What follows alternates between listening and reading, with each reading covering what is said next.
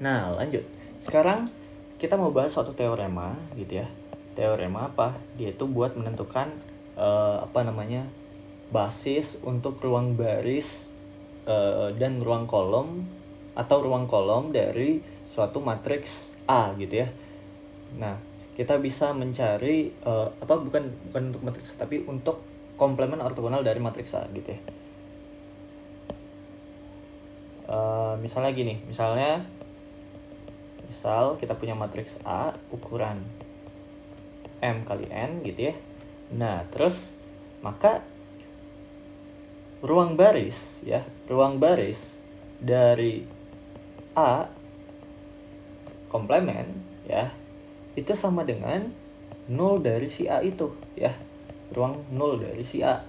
Nah, dan ruang kolom dari A ortogonal atau komplemen ortogonal ya.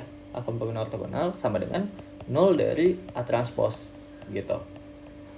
Nah, jadi nanti apa yang bisa kita ketahui dari sini? Artinya kita bisa cari tahu ya. Kita bisa cari tahu nantinya kalau misalnya kita punya matriks matriks A, terus kita disuruh cari misalnya tentukanlah basis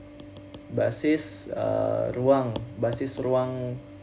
barisnya gitu ya, dari si komplemen ortogonalnya gitu ya, bukan dari si A-nya. Nah, kita bisa cari dengan apa? Dengan ini aja gitu ya. Kita tinggal cari ruang nolnya gitu. Dan gitu juga nanti dengan yang ruang kolomnya gitu. Nanti kita bisa cari ya, kita bisa cari basisnya. Kayak gitu. Nah, kita coba lanjut lagi.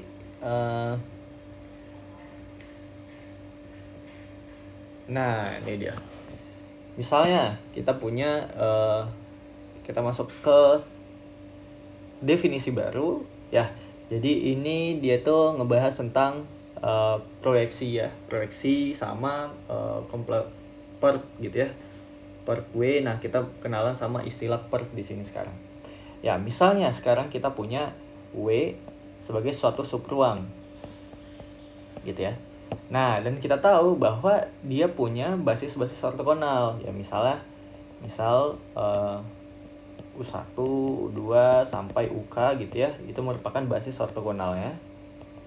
Basis ortogonal dari W gitu ya. Nah, untuk setiap vektor V di Rn gitu ya, proyeksi ortogonal dari vektor V itu terhadap si W itu bisa kita notasikan ya sebenarnya sama kayak proyeksi ya, yang udah kita pelajari di vektor di awal-awal. Jadi proyeksi dari V ke subruang W ya, ke subruang W ya, itu tinggal kita proyeksiin aja masing-masing ke basisnya gitu. Jadi ini bisa kita proyeksiin gimana? Berarti kan ini kita proyeksiin terhadap V terhadap U1 gitu kan. Terus V terhadap U2 dan seterusnya sampai proyeksi si V terhadap UK gitu ya. Nah, ini kan bisa kita tuliskan sebagai apa? U1V per U1 U1 gitu kan. Nah, ditambahkan dengan U2V per U2 ini V ya BTW. U2 gitu ya, dan seterusnya sampai UKV per UK gitu ya. UK gitu.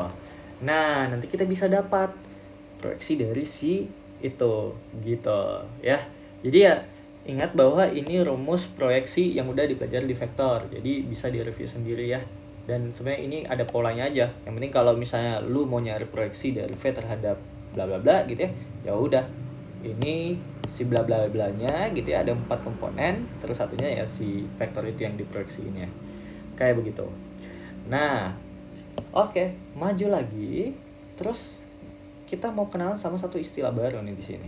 Jadi misalnya balik ke proyeksi ya. Kita bahas proyeksi. Misalnya gue punya di sini vektor vektor V gitu. Vektor V. Nah, terus gue punya ini tuh subruang vektor W gitu ya. Anggaplah ini vektor W kecil gitu ya. Nah, maka perhatikan bahwa ini saat gue proyeksiin kan jadi bakal kayak gini nih. Ya kan? Proyeksi dari V terhadap W. Benar nggak? Nah, tapi perhatikan di sini bahwa kita bisa kenalan sama istilah baru.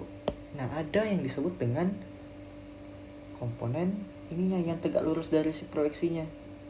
Nah, ini yang kita sebut dengan nanti perp gitu. Kita kenalan sama istilah baru ya. Perp V terhadap W kayak begitu. Ya, terhadap W. Nah, yang nantinya nanti.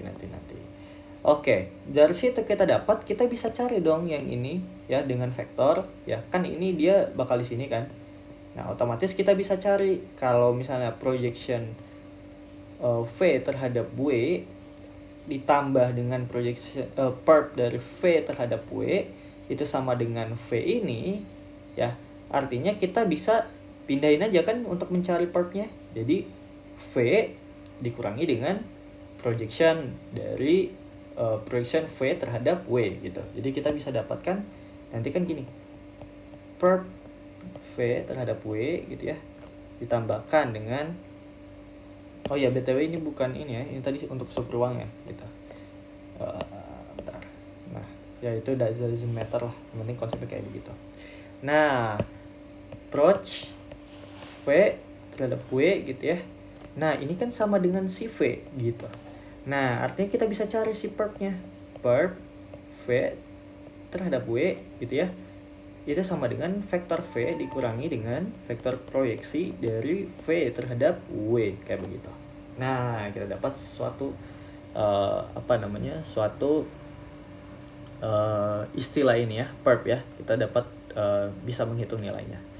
Nah, terus kita bakal masuk ke yang namanya teorema dekomposisi ortogonal ya. Jadi setelah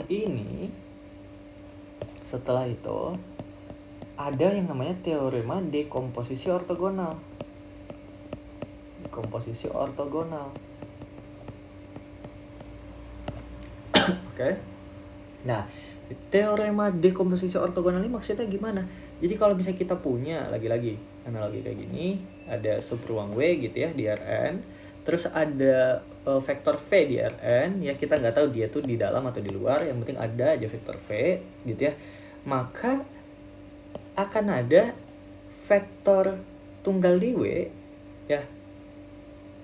Ada vektor tunggal di W ya, ini si W kecil ya, W kecil, dan terus misalnya di sini gue punya subruang W ortogonal gitu ya, W ortogonal. Nah, ini ada si W kecil ortogonal, jadi dia salah satu sebuah vektor tunggal di situ gitu ya.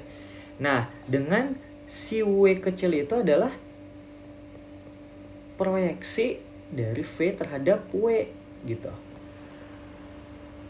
Oke.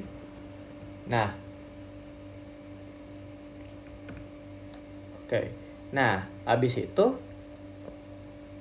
si W ortogonal atau si komplemen ortogonal dari si W gitu ya. Nah, dia itu bisa dihitung dengan perp, cari aja perpnya dari V W gitu. Nah, ini artinya apa? Bisa kita hitung dengan V dikurangi proyeksi dari si vektor V itu terhadap vektor W gitu ya. Nah, nantinya kalau ada kayak gini, dia memenuhi kayak gini ya. Jadi ada satu vektor W di subruang W dan ada satu vektor tunggal W simbol kayak gini di komplemen ortogonal dari W gitu ya.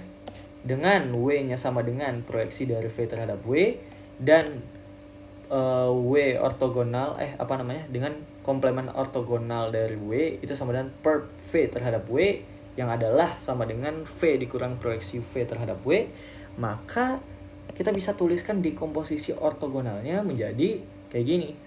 V sama dengan W plus W ortogonal gitu ya. Kita bisa tuliskan itu.